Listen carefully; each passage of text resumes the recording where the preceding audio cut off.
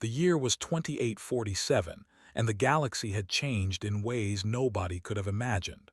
Over 300 different species lived together under the rule of the Galactic Federation. Some were small and weak, some were tall and strong, and some were dragons. They were not like the dragons from old Earth stories. They were much more. They could shift between two forms. In their true form, they stood 12 feet tall with scales that shone like precious stones and wings that could carry them through the void of space. Their fire could melt the metal of starships. In their other form, they looked just like humans. This ability to change shape had helped them become one of the most powerful species in the galaxy. Among all the families, the Crimson Wing clan was one of the oldest and richest. They owned plasma mines across 3 sectors of space. Their wealth was beyond counting, and their daughter was considered the most beautiful dragon of her generation. Was 240 years old. By human standards, this would make her ancient. By standards, she was barely an adult. Her scales in dragon form were the color of liquid fire, deep red with hints of gold. Her eyes burned like twin suns. In her human form, she was a pale-skinned woman with long black hair and sharp features that hinted at something not quite human. She was also very, very bored. Her mother, Lady, had been presenting suitors to her for the past 50 years. All of them were lords from wealthy families. All of them talked only about territory and bloodlines. All of them looked at like she was a prize to be won, not a person to be loved. Today was no different. Lord of the Obsidian Scale dynasty had come calling. He sat in the crystal parlor of their floating palace, drinking fire wine and talking about himself. My family has controlled the eastern volcanic territories for 6,000 years, he said. His human form was handsome enough, with strong features and golden eyes, but his voice was so dull that wanted to scream. Our scales are the darkest in all of Prime, very prestigious. How wonderful, said, she did not mean it. When we are married, our children will have the finest bloodline in the sector. Stood up suddenly, I need to leave. Lord blinked, but I was telling you about my hunting collection. I have heard enough about your hunting collection. Walked out of the room without looking back. She found her friend in the garden, lounging near a pool of liquid gold. Was also, but she was different from the others.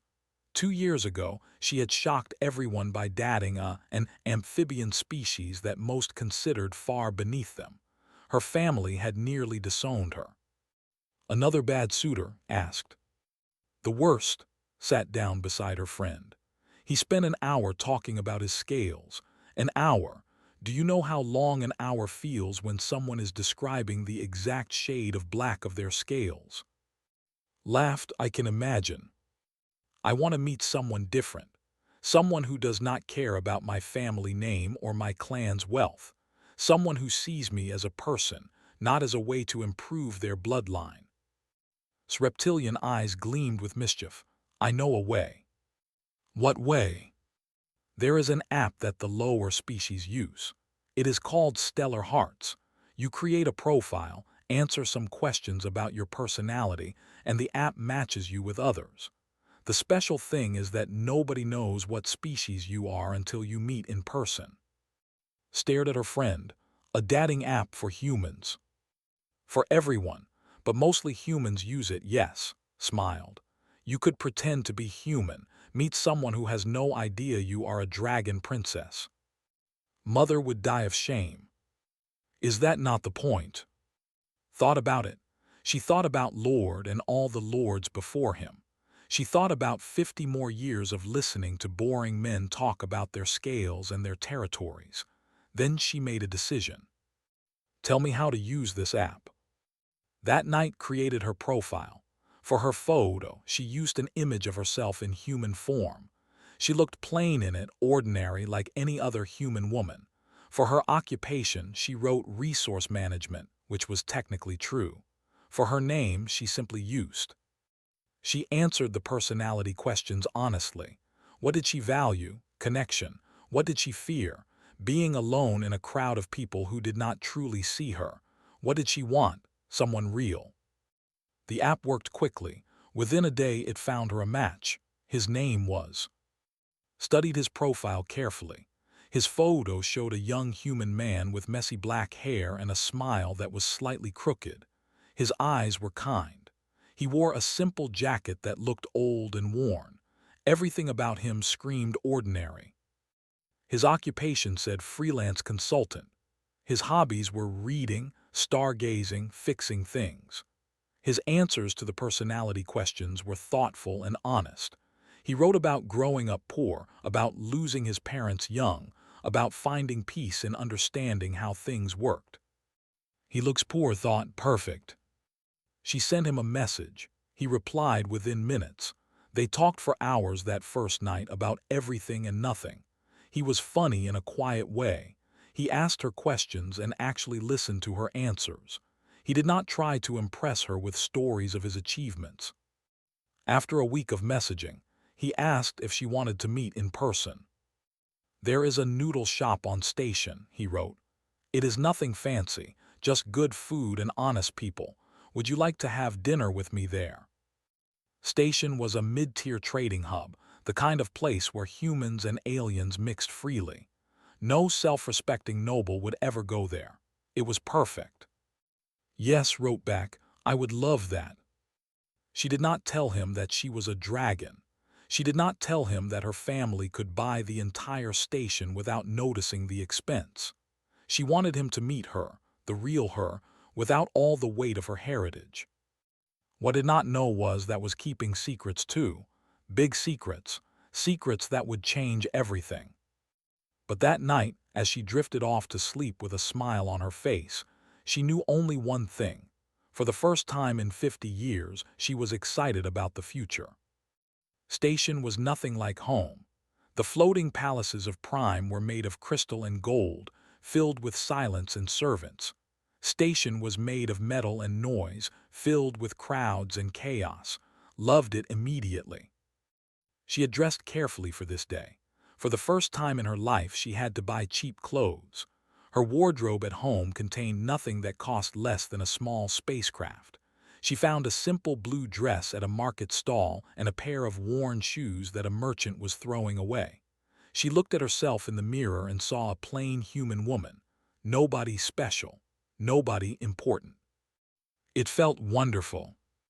The noodle shop was in a lower level of the station, tucked between a repair shop and a bar that played loud music.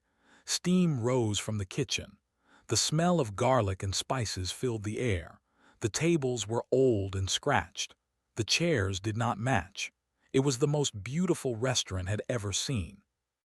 Was already there. He sat at a corner table with a warn in his hands.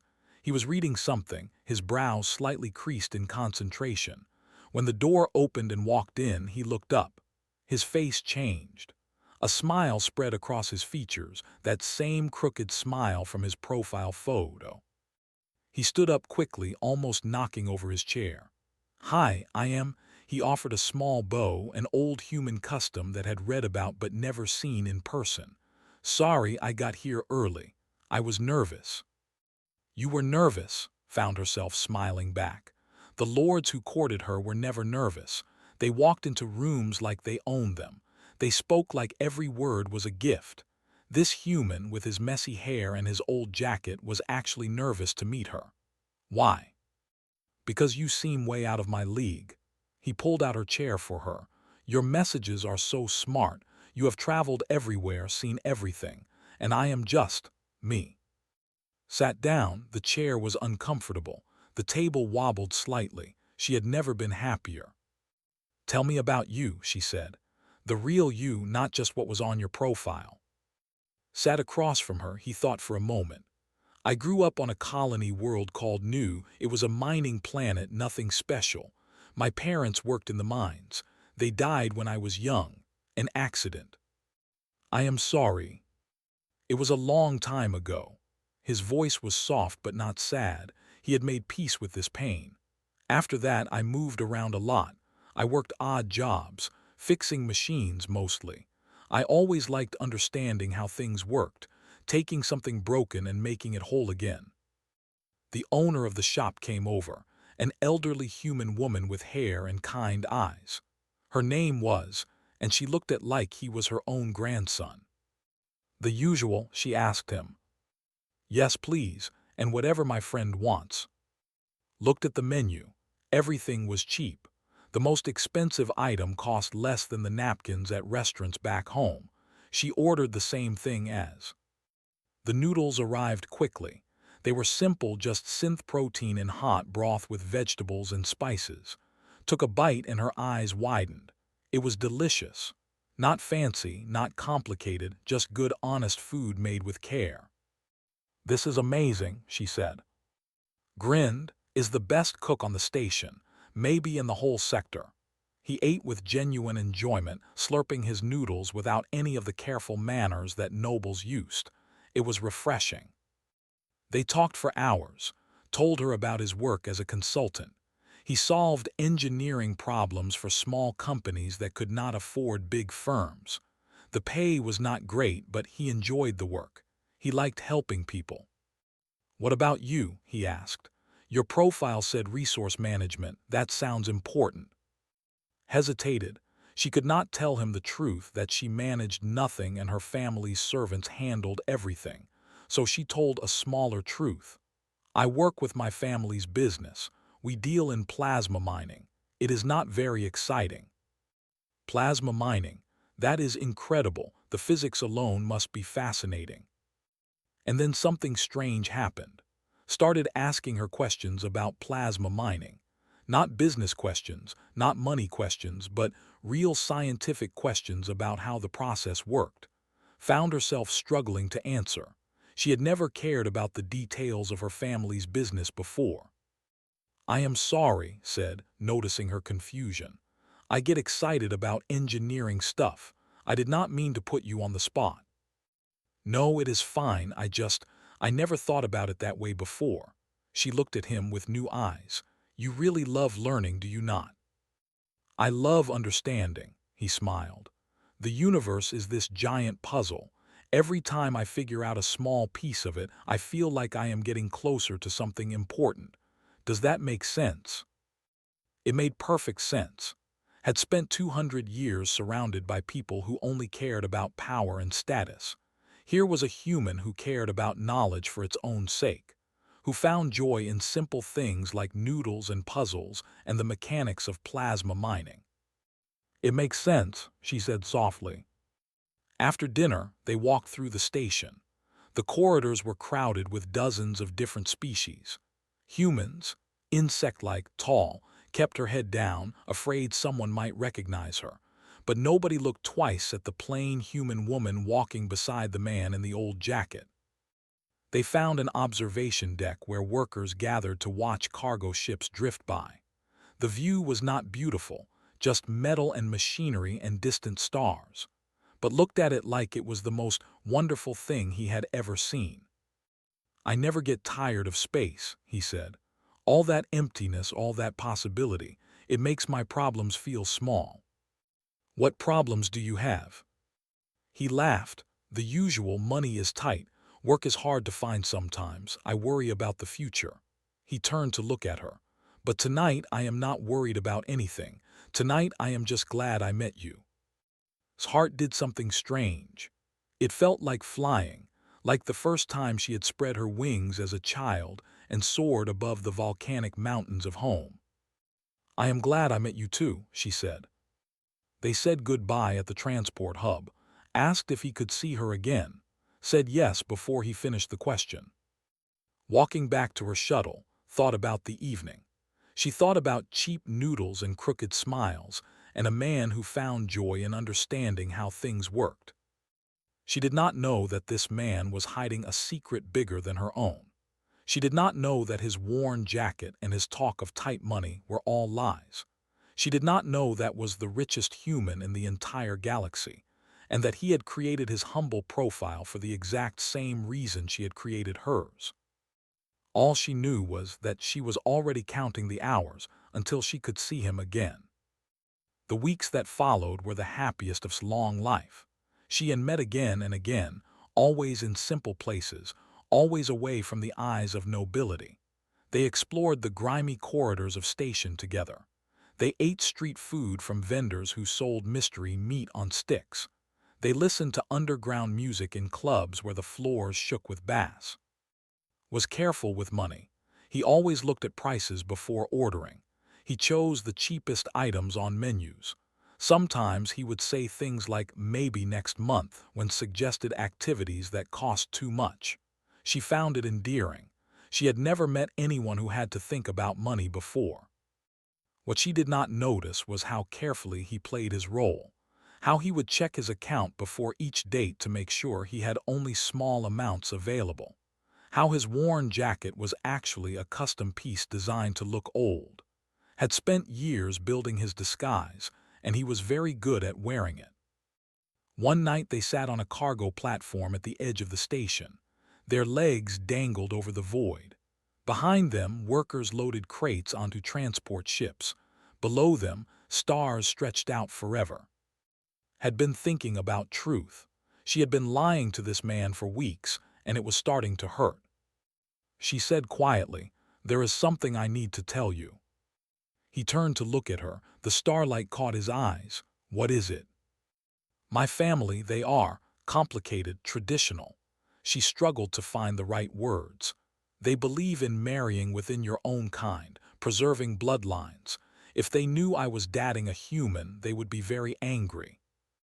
Was quiet for a moment. "They do not like humans. They do not like anyone who is not like them." Laughed, but there was no humor in it. "They have been trying to arrange my marriage for 50 years. The men they choose are all the same. Rich, powerful, boring. They see me as a contract, not a person." That sounds lonely. Tears pricked its eyes. Nobody had ever said that before. Everyone assumed she was lucky, blessed to be born into wealth and status. Nobody ever thought about what it cost her. "It is lonely," she admitted, "until I met you." She leaned against his shoulder. He was warm and solid and real. He smelled like engine grease and cheap soap. It was the best smell in the galaxy. "You make me feel seen," she continued. "Not for my family or my background, just for who I am.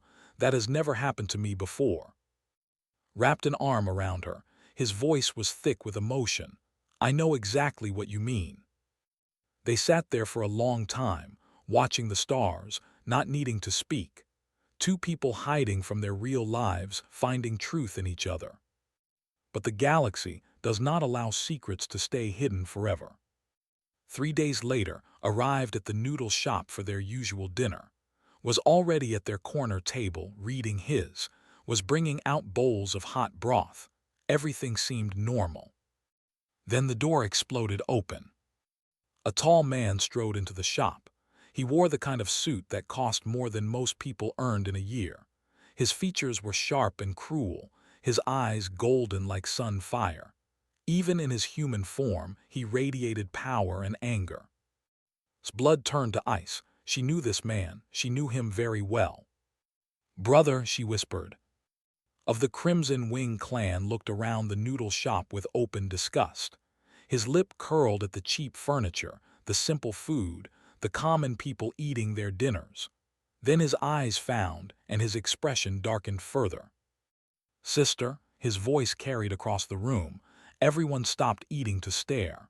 "You have been very difficult to locate." Stood slowly, her heart was pounding. "What are you doing here?" "Mother sent me." He walked toward her table. "She has been worried. You have missed 3 meetings with Lord, you have ignored her messages. She thought perhaps something had happened to you." "I am fine." Clearly, his golden eyes moved too. They swept over him like he was dirt on the floor. "And who is this creature?" "My friend." "Your friend," spat the word. "A human. I can smell the poverty on him." He stepped closer to, using his greater height to intimidate. "Do you know who you are wasting time with, little human? This is Lady of the Crimson Wing clan. Her dowry alone could purchase your entire species." Did not flinch. He stood up slowly, calmly, and faced without any fear. "I know exactly who she is," he said. His voice was quiet but firm. A kind, intelligent woman who deserves better than being talked about like property. His eyes widened. Nobody talked to him like this. Nobody would dare. How dare you speak to me that way? I dare because I am right, held his ground. I do not care about her clan or her family's money. I care about her. And if you cannot understand the difference, that is your problem, not mine. For a moment, thought might shift into his dragon form right there in the shop. Fire danced behind his eyes, his fists clenched. Stop, stepped between them. I will come home, I will talk to mother, just leave him alone. Her brother sneered. You would beg for this creature. I am not begging, I am asking, please. The please seemed to confuse. Nobles did not say please, they commanded, but something in his voice made him pause. Fine, he said at last. We leave in 1 hour. Say your goodbyes to this human. He turned and walked out of the shop without another word. Turn 2, tears were streaming down her face now. She could not stop them. I am sorry, she said. I should have told you the truth. I am not human. I am a dragon. My family is one of the most powerful in the sector. Everything about my life is complicated and awful, and I dragged you into it. Reached out and wiped a tear from her cheek. His touch was gentle. I knew you were hiding something, he said. It did not matter. It still does not matter. How can you say that? You heard my brother. We are too different. My family will never accept you. Then we will change their minds. Laughed through her tears. You do not understand. They are dragons, ancient and powerful and stubborn. They do not change their minds for anything. Smiled. It was a strange smile, one she had never seen before. It looked almost confident. Go home, he said. Talk to your mother. Do what you need to do, but this is not over, not for me. I promise you that. She kissed him then, quick and desperate, tasting salt from her own tears. Then she walked out of the noodle shop and followed her brother to the ship that would take her home. She did not look back. If she had, she might have seen pull out a different one that was sleek and expensive. She might have seen him make a call to someone, his face hard with determination. She might have seen the way patted his shoulder and said, "It is time, is it not?" But she did not look back, and so she did not know that everything was about to change. Prime was a world of fire and gold. Volcanic mountains rose from seas of liquid metal. Crystal palaces floated on currents of hot air, their spires reaching toward a sky that burned orange and red. It was beautiful in the way that a sword was beautiful, sharp and dangerous and cold despite the heat. His family estate was one of the largest on the planet. It had been built 3,000 years ago by her ancestors, expanded and improved by each generation since. The walls were made of black volcanic glass. The floors were polished obsidian. Dragons in their true forms flew between the towers, their scales catching the light. Had lived here her entire life. It had never felt like a prison until now. Her mother summoned her within an hour of her arrival. Lady waited in the great hall, seated on a throne carved from a single massive ruby. In her human form, she was a severe woman with silver hair and eyes that missed nothing. In her dragon form, she was a terror, larger than most starships, her scales the color of dried blood. Daughter said, her voice echoed in the vast space. Sit. Sat on a smaller chair facing her mother. The chair was designed to make the person in it feel small. It worked. I have heard disturbing reports, continued. You have been spending time on a trading station with humans. Yes, mother. With one human in particular. Yes, mother. His eyes narrowed. Tell me about this human. Thought about lying. She thought about making something up, pretending was nobody important. But she was tired of lies, tired of pretending. His name is, he is a consultant. He fixes engineering problems for companies. He is kind and funny and intelligent. He makes me happy. Happy, said the word like it was a disease. And what do you know about his family, his bloodline, his status? Nothing, it does not matter. It does not matter, stood from her throne. Even in human form, she seemed to grow larger. You are the daughter of the Crimson Wing clan. Your bloodline stretches back 10,000 years. Your children will inherit one of the largest fortunes in the galaxy. And you tell me that your mate's lineage does not matter. I am telling you that I do not want a mate, said. Her voice was quiet but firm. I want a partner, someone who sees me as a person, not as a breeding opportunity. You are young, you do not understand. I am 240 years old, mother. When will I be old enough to make my own choices? The argument continued for hours, spoke of duty, of tradition, of the responsibilities that came with their ancient blood, spoke of loneliness, of empty marriages, of watching her relatives trapped in loveless arrangements. Neither of them moved an inch. In the end, made a decision, would stay on Prime. She would not contact the human again, and she would meet with Lord for a formal courtship dinner the following evening. This is for your own good, said. One day you will thank me. Did not reply. There was nothing left to say. The dinner with Lord was worse than anything could have imagined. He arrived in full ceremonial armor, his obsidian scales polished to a mirror shine. He brought gifts that cost more than most planets. He talked about himself for 3 solid hours without once asking a question. My hunting collection includes 47 species, he said over the 4th course. I killed a void whale last century. Took me 3 days to bring it down. The skull decorates my main hall. How nice, said.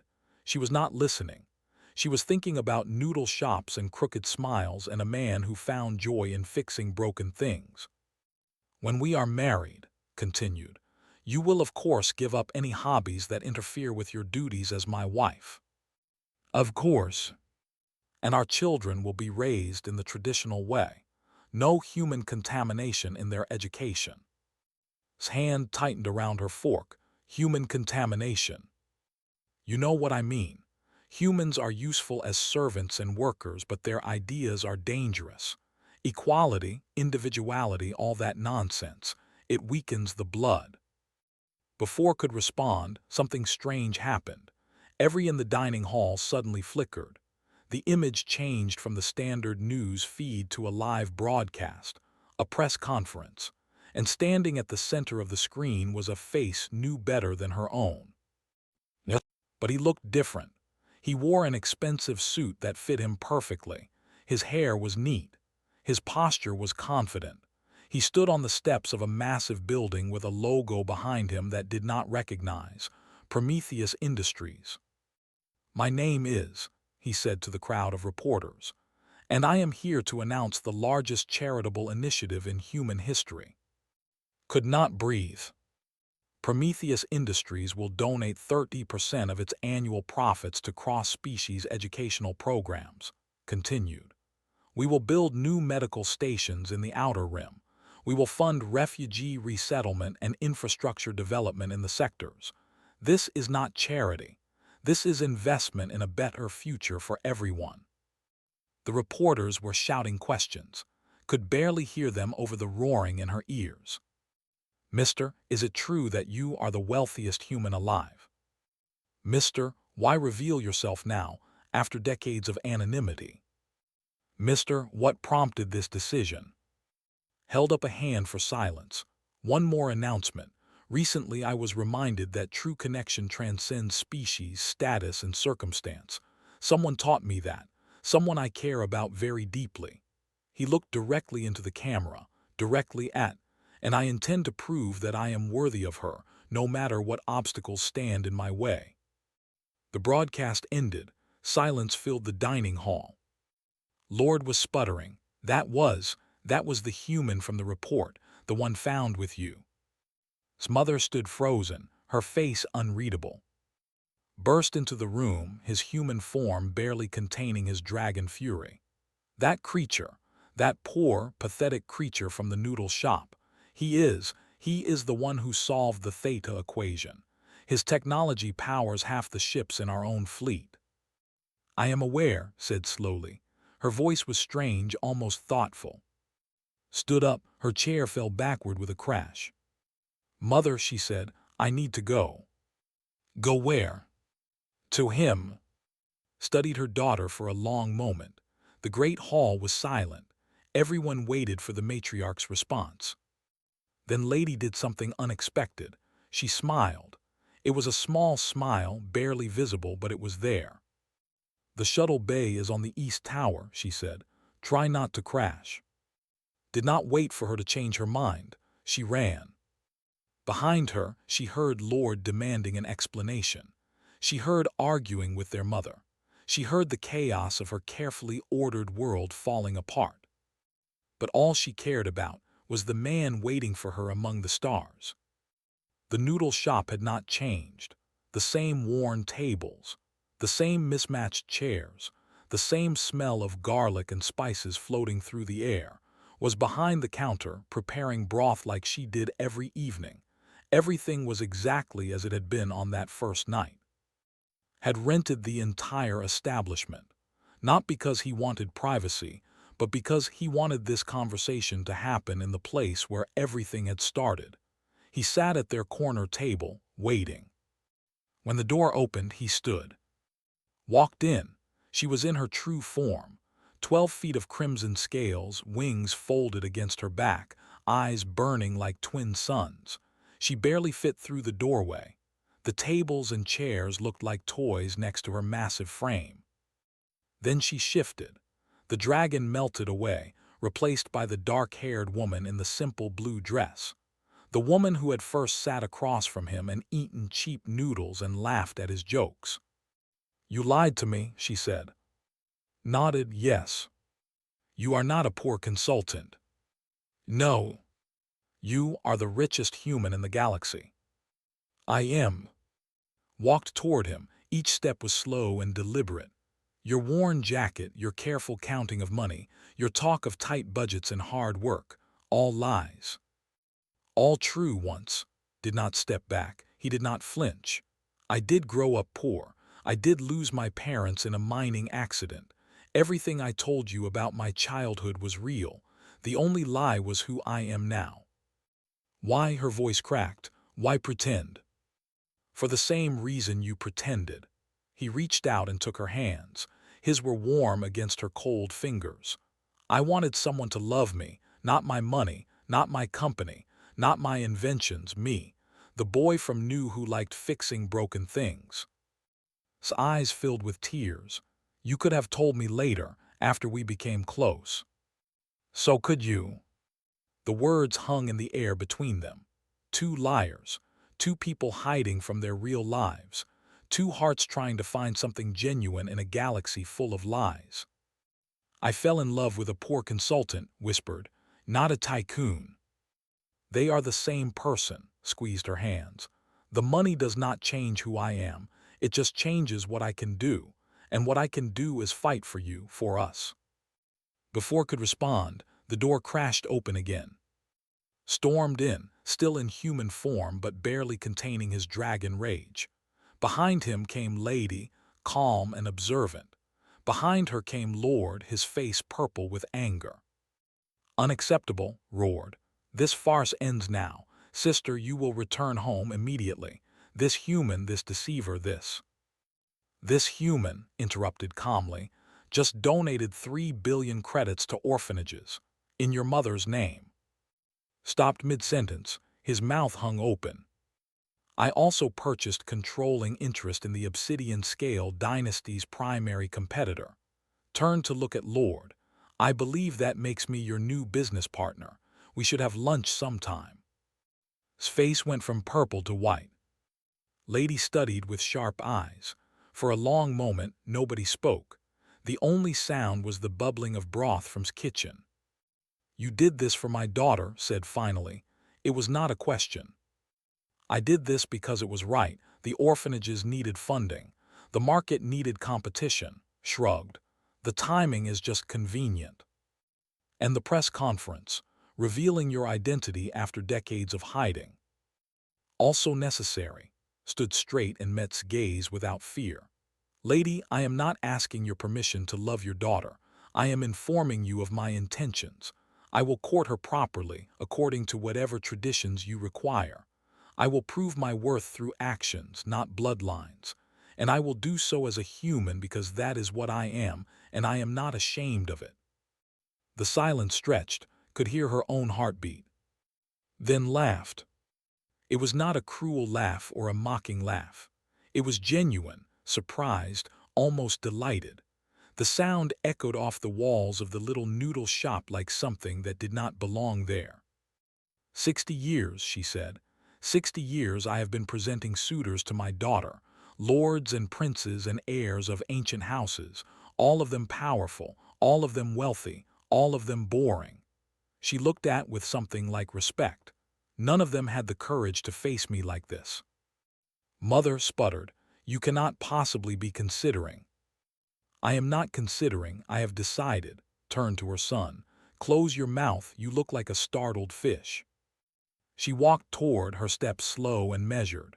When she reached him, she was close enough to touch, close enough to kill if she shifted into her dragon form. "You may court my daughter," she said, "but understand this, human. If you hurt her, I will melt the flesh from your bones and scatter your ashes across the void." Did not blink. I would expect nothing less. Nodded once.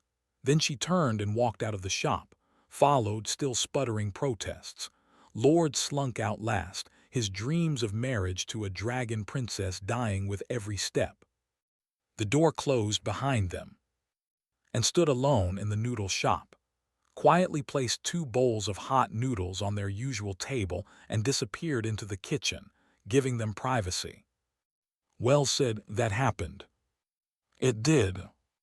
You threatened my mother's business rivals on my behalf. I prefer to think of it as aggressive romance." Laughed.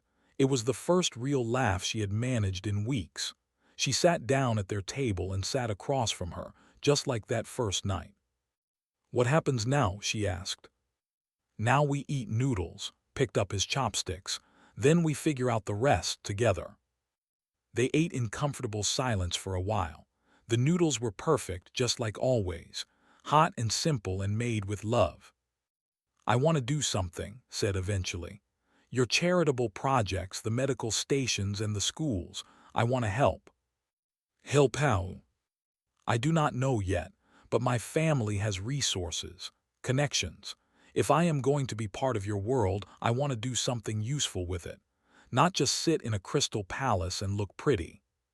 Smiled, that crooked smile that had made her fall in love with him in the first place. "I was hoping you would say that." 1 year later, they were married.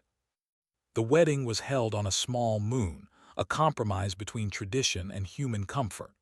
Wore scales of gold, her natural crimson transformed through ancient dragon magic. Wore a simple black suit, because some things did not need to be complicated.